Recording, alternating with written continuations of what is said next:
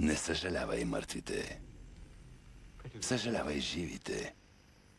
И най-вече онези, които живеят без обич.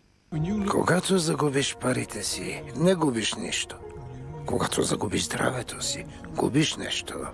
Когато загубиш характера си, губиш всичко. И двамата знаем каква съм. Ти може да бъдеш всичко, което поискаш да бъдеш. Може би в твоя свят. Моя не се случва. Смени света си. В даден момент всичко може да се обърка. Всичко ще е срещу вас и ще си кажете, това е краят. Ще се мрее.